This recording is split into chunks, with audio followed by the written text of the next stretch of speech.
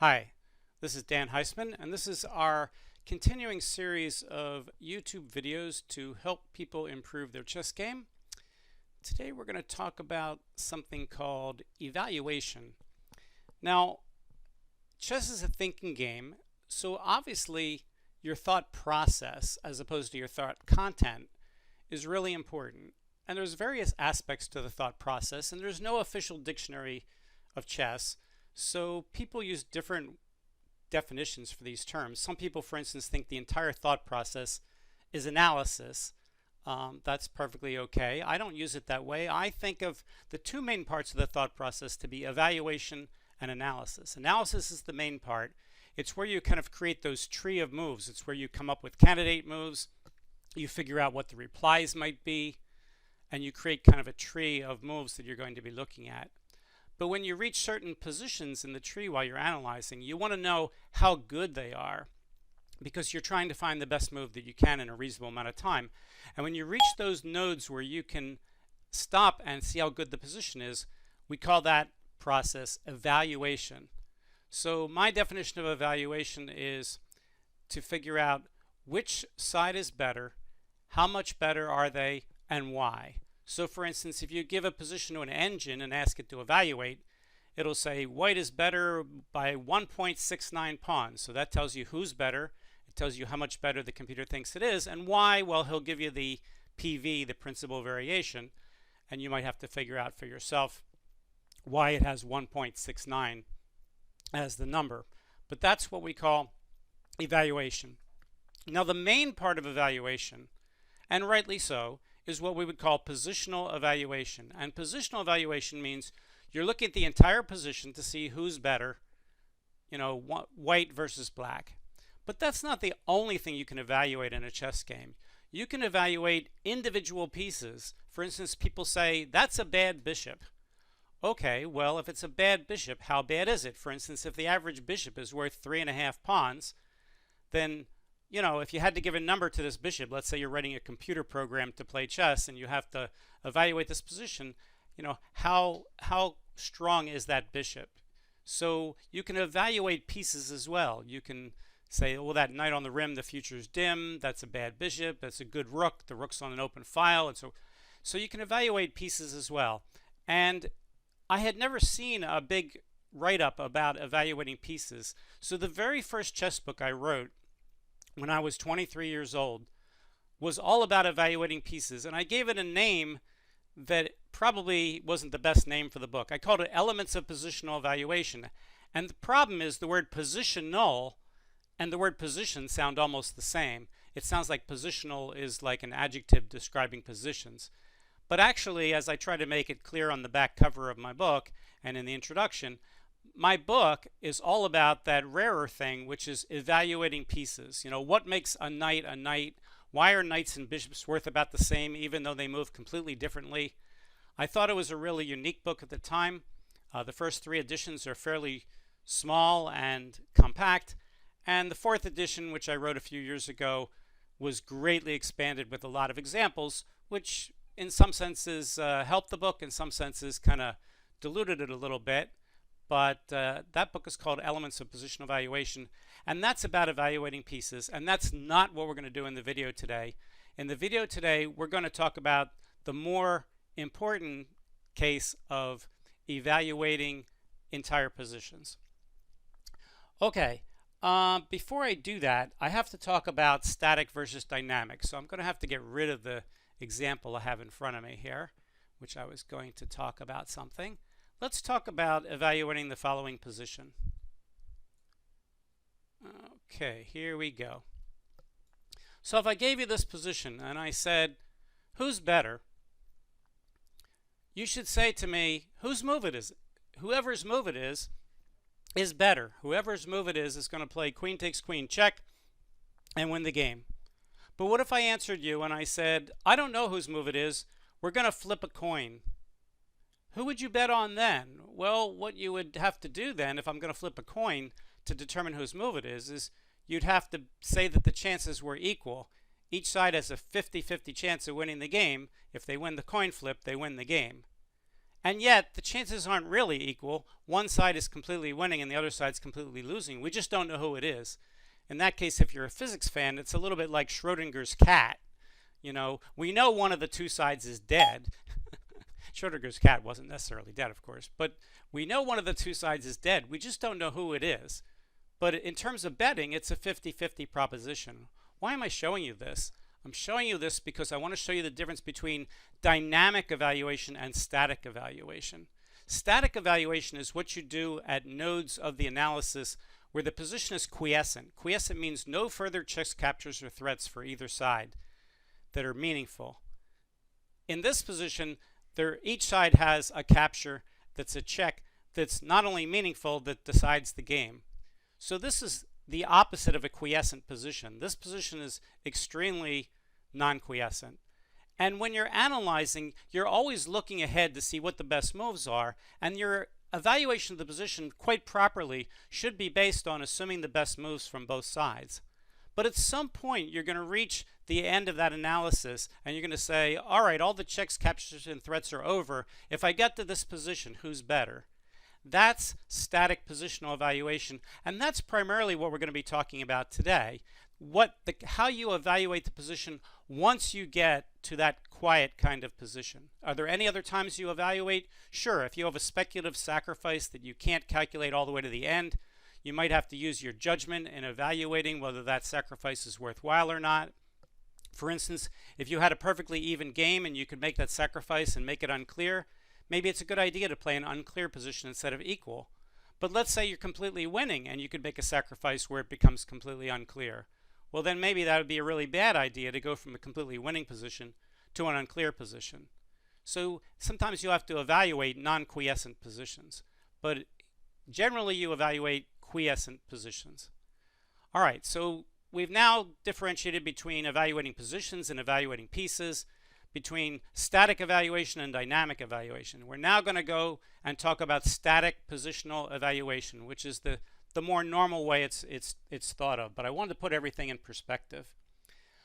Okay, I think that there's 4 criteria that you would use in evaluating a position. If you had to guess what they are, most people do a pretty good job of guessing because I've had students guess. And the 4 things are, number 1, material. The material balance. So if I told you 2 kids are playing in the corner over there, go look at the game and tell me who's winning, you're going to come back and say, oh, white's got a queen, 2 knights, and 4 pawns, and black only has a king. Okay, well, white's winning. He's way ahead in material. So material is going to be number 1. The only thing that can overcome material, if one side has a great material advantage, would be king safety. If one side's king is extremely not safe, then even if he's way ahead in material, he may be losing that game.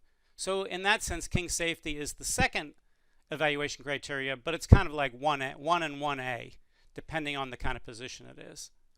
The third thing, which is extremely important, in fact, when they asked Garry Kasparov how important this was, he said it was chess, is the activity of the pieces, the activity of the army in total, including the coordination of the pieces. So the activity of the armies is paramount. This is very important. This can often decide the game. Even if you're down slightly in material, if you have a lot more activity for the army, we call these things like gambits and sacrifices to do that, then the activity of your army is the third thing. The fourth thing, which I think is the least important, but it's still so important that it's on the list, is pawn structure. Pawn structure, if you have a rook and 8 pawns, and he has a rook and 8 pawns, but you've got 8 wonderful pawns, and he's got, 4 sets of doubled isolated pawns, then you're going to be winning that position. Again, we're not assuming he's promoting on the next move or anything, but pawn structure is the fourth. And pawn structure, when the material is equal, which is often, when the kings are both fairly safe, which is often, when the 2 armies are close in relative activities, which is often, then the pawn structure could be a deciding factor.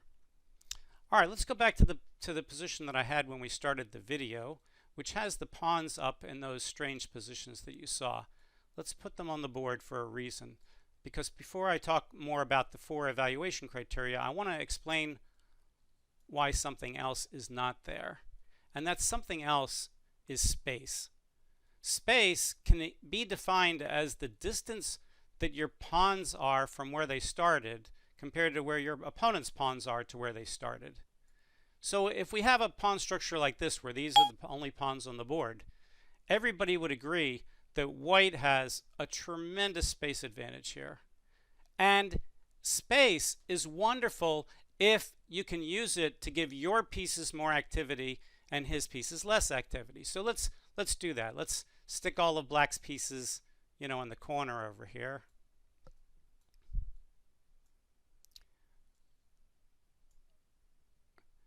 You're going to say, how did the bishop get there? All right, I'll put the bishop over here so it can get there. All right, so, we create something like this. And whoops, we don't want to put that knight on pre. And we don't want to put the bishop on pre, so we'll put a knight in the way over here, just for the fun of it. I'm not trying to checkmate black in one move or anything here. I just want to show that black's pieces are all going to be kind of out of play. All right, we have 2 knights, 2 bishops, 2 rooks, a queen.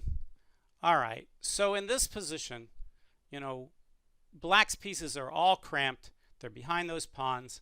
And here, space indeed has given white the advantage. And, the evaluation of this position, because of white's more activity, is that he should be a lot better, right? But let's change the pieces around now. Let's kind of stick the white pieces kind of in the corner. And put the rook over here, and we'll put a bishop over here, and put the other bishop over here, and put the knight on f1, get rid of the other white pieces.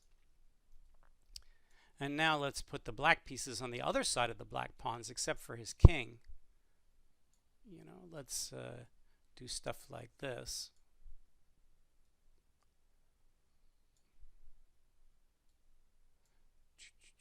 We'll put the king in the corner now, nice and safe. We'll put the rooks in the middle. You see where I'm going with this. Take the pawn off, put the other rook in the middle. Get rid of those queenside pieces. Okay. Give black a nice centralized queen here. Something like this. I'm not checking to see if any of the pieces are on pre or anything. But now black's pieces have gotten around the white pawns. And here we have just the opposite situation. Because the white pawns have advanced and the black pieces have got around them, there's no white pawns to stop the black pieces from going in toward the white king.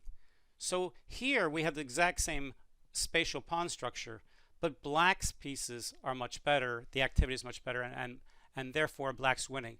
And I wrote an article on this many years ago. I called it Space is a Means to an End. And what I said in the article was space is a very real thing, and it's a very real concept. But it's not an elementary concept in the sense that you're using it for something else. It's a means to an end. What you're trying to use with space is to get your army to have more activity than his army. If you do that, and usually space does that, then space is really good. If space happens like this, though, then unfortunately the space isn't helping white, and the activity of black's army is what's really important. That's why I call space a means to an end. That's why the activity of the army is what you're really aiming at. Space is just something to help you get it. So therefore, space is not what I would consider a basic evaluation criteria. Now, if someone says to me, why is white better in this position? I can say space, and I think everybody knows what I mean. But I'm saying space because space is conferring on him the actual or possible ways of making his army stronger than the opponent's army. That's why my criteria are the activities of the army, the pawn structure, the king's safety, and the material balance. Space is really real, and it can be used, and you can talk about it. It's just that you're using it to try to make your army more active than his army. Now, are there other things space can do? Sure, it can help you with a tactic where you sack a piece and you queen a pawn first because your pawns are further advanced than his. But of course, that's not as much evaluation as it is dynamic analysis. Okay, so now we've talked about those four things and we want to see them in action. So I have what I used to call an evaluation quiz. And let's take a look at a couple of the positions in the evaluation quiz to see what we can come up with. Number 10 is first. This is from a game I played. I hate to say when I played it. Okay, so here I was playing a game against a higher rated player when I was a class player. And I was black, and I could get to this position and I had to evaluate it. So let's evaluate it using the four criteria. All right, so criteria number one is material. Well, if we count up the material, white is a pawn ahead. And a pawn can be a lot in an endgame. So that's a pretty nice advantage there for white. King safety. Well, neither king is really getting checkmated here. So the king safety is relatively the same. You know, not perfectly the same, but relatively the same. The activity of the armies. Aha, this is where you have to have a little bit of an eye for things. And the eye that has to be caught is the rook on a2 has to catch your eye. That rook has less activity than the other 5 pieces, well, the other 7 pieces if we include the kings. And we should include the kings. In the endgame, the king is a fighting piece. That rook on a2, how does he ever get back in the game? He can't go to b2 because the bishop will take him, and he can't go to a1 because the bishop will take him. And if white plays a4, black will play b4 and continue to block in the rook. White can attack the bishop with a move like rook to c5, but then white has bishop d4 check, dynamic analysis, winning the rook. So the rook can't go there, and the rook could possibly go to d3, but it's black's move, and black's going to try to prevent that.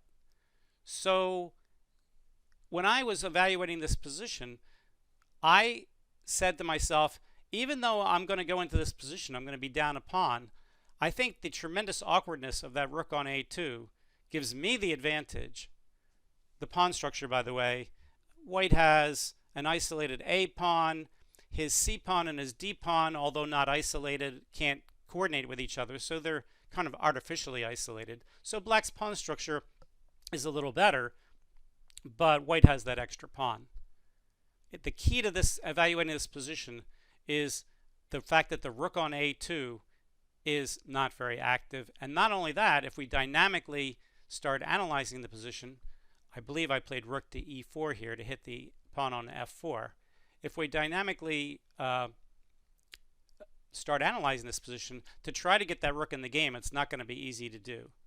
So in this position, my evaluation told me that even though I was playing a higher rated player and I was down a pawn, that I had a really good position.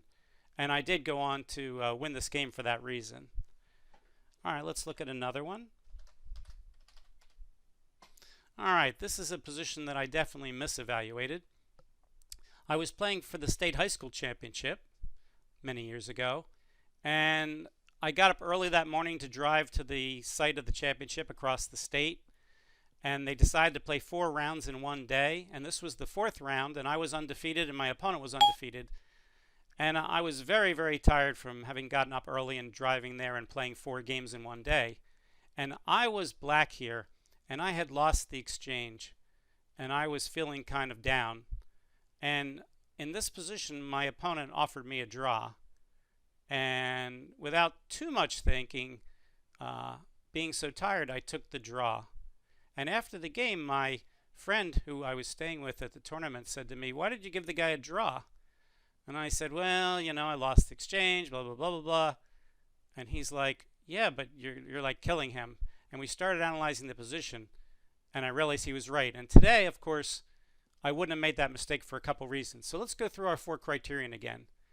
If we go by material, superficially, it looks like white has a rook for a bishop. But actually, black has an extra pawn, which is a lot, because rooks are not... When I was playing this game, I thought that rooks were worth 2 pawns more than bishops. And I've since learned that they're not worth 2 pawns more than bishops. They're worth more like 1 3/4 pawns more than bishops. And that may not sound like a lot, but when you're trying to become a really good player, that makes a big difference.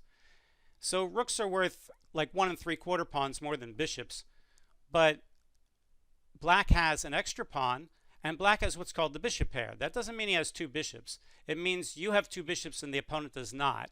And Larry Kaufman has evaluated the average value of the bishop pair over, millions of positions, and it came out to about half a pawn. So if we take 1 3/4 pawns for the exchange, a rook versus a bishop, black has an extra pawn, which is 1, and the bishop pair, which is a half, which I didn't know at the time. So black's only down a 1/4 pawn. That's material. But look at king safety.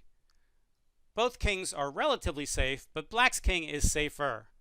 White's king is a little bit loosey-goosey there on the king's side. So black gets the advantage there. Pawn structure, well, black definitely has the better pawn structure. His pawns are more solid. White has 2 isolated pawns on a2 and c2. Black only has 1 isolated pawn on a7. He has centralized pawns, which are, he's got pawns on the C, D, E, and F files. White only has pawns on the C, E, and F files, so the extra pawn is on the D file. That's an important place to have the extra pawn. And finally, army activity. And this is where black really shines. Both of black's bishops are very, very good. His rook on c8 is not super good being on the closed c file, but he is overprotecting the c pawn. And the white rooks don't have a lot of places to go. For instance, one of the rooks could go to the b file, but then where's he going to go from b1 to try to get into black's position? And the answer is he really can't. The bishops and the black pieces are blocking him from doing that. And black dynamically has much better play here. He has a lot of things he can do to cause white problems, and white has almost nothing he can do to cause black problems. So if you give this position to a computer to analyze, it's going to tell you that black's pretty much even winning this position. And my evaluation was that taking a draw was a fair result, and I completely misevaluated the position. By the way, talking about misevaluating the position, there's a famous book called Thought and Choice in Chess by Dr. de Groot, where he talks about how people think in chess. And I wrote a follow-up to that book called The Improving Chess Thinker, where I give people of all different classes the de Groot positions and have them analyze them and talk about them. And in de Groot's book, the most famous position is de Groot A, and probably the best out loud protocol thinking of that position was done by world champion Max Euwe. And Dr. Euwe figured out a certain thing in the analysis. And when I bought the book, I was rated about 1900. And later on, when I compared my analysis of the position with Dr. Euwe's, my analysis of the position was just about as good, if not as good, as Max Euwe's. Am I being, haughty here, or am I being, bragging about this? Well, no, because there's a catch to this. You can't just analyze the position, you have to evaluate it. And in the analysis of the key quiescent nodes of the position, Dr. Euwe was right on, spot on, and he did it immediately, and my evaluation of the position was terrible. So I came to the completely wrong conclusion. So he and I analyzed the same lines, and I analyzed them maybe even better than he did, maybe even quicker than he did. But when I got to the end, I said, oh, my conclusion is X, and my conclusion was all wrong. And he said, my conclusion is Y, and his conclusion was spot on. How important is that? Well, I was 1900, and Dr. Euwe was, maybe in his day, what we'd call 2700 today or 2600 then. That's he's like 700 rating points higher than I was when I did the book. And yet my analysis was almost as good as his, if not better. Yet I came up with the wrong move because my evaluation was terrible. That tells you how important evaluation is. And that's one of the things I learned was people who are rated in the low 2000s can sometimes analyze as well as people who are rated in the higher 2000s. Sometimes they can't, of course, but sometimes they can. But definitely the evaluation skills of the people in the mid-higher 2000s is better than the evaluation skills of the people in the lower mid-2000s, because evaluation is a subtler skill that you learn with experience. While analysis, you could be 11, 12 years old and really learn how to analyze a position really, really well. So your analytical skills get developed first before your evaluation skills. Let's do one more and then we'll call it a day. I have no idea what the next one is. It's number 12. I'm pulling things out of my ICC library here. Okay, so in this position, it's black's move, and the question is evaluate the position. All right. Well, here, both sides have 7 pawns. Both sides have 2 minor pieces. Both sides have 2 rooks. The kings are relatively safe. Maybe black's king is slightly safer. Black has a little bit more activity because his rooks are doubled on the open file, on the e file, and black only has 1 rook on the e file. But that knight on e2 is not pinned, it's guarded, and if it moves, the rook on e1 is adequately guarded by the king on f1 and the rook on a1. And even though white has doubled pawns on the b file and black does not have any doubled pawns, white's pawn structure is not inferior to black's because white has that extra semi-open file on the a file, and that pawn that's doubled used to be an a pawn which could only guard 1 square. And now that it's on the b file, it's guarding 2 squares, a5 and c5. So the pawn on b4 is, if anything, better than if it was on a3. So everything looks okay. It looks like black might be microscopically better because he's got the open file, but white would like to trade the pieces there. However, this is where your eye deceives you because this position looks quiescent, but it's not really, because black has a move that gives him the advantage. It's not obvious until you start analyzing, which is what happens if he plays knight to g4 threatening knight takes h2 check. It turns out white has no good defense to that. If he plays king to g1, that unprotects the knight on e2 and he loses a knight. If he plays h3, then black can play like knight h2 check, king g1, and then rook takes e2, getting the rook on the 7th rank. And not only does he have a rook on the 7th rank, but white needs to take a tempo to take off the knight. And right now black's threatening to take rook takes e1 check. And if white trades, then black has to do something. For instance, here black could, well, here white has to do something to win the knight. If he takes the knight right away, then black's winning his pawns. But he could say, oh, the knight's trapped, I'll try to guard one of the pawns, but he still can't take the knight because of the f2 pawn, and black has free tempos here with the rook on the 7th and has a very large advantage. So the key about this evaluation is the static criteria tells you that white has a slight advantage, and it looks like static is the way to go. But when you look deeper, it turns out that this isn't a fully quiescent position. It fools you, and it's really got some dynamic aspects that even overcome the static aspects. So this is a good example of a position where you could statically evaluate it, but you're going to underestimate black's advantage if you only look at the statics in this position, the relative army activities, the pawn structure, the king's safety, and the material. It's going to look like black is only slightly better, but actually this is a dynamic position a little bit in disguise. That's the point. And dynamics usually take precedence over statics. In other words, you could be worse in material and it could look like your king is safer, or your king is less safe. It could look like you have a worse pawn structure and your army's less active and so on. But if you have a mating attack and you can checkmate the other king even though it looks like your king is less safe, then you're just winning the game. So you always have to bow to the dynamics when you're doing evaluation. But once the dynamics are done and the smoke clears and you reach these quiescent nodes, that's when you have to do the static evaluations, and that's where that skill comes in.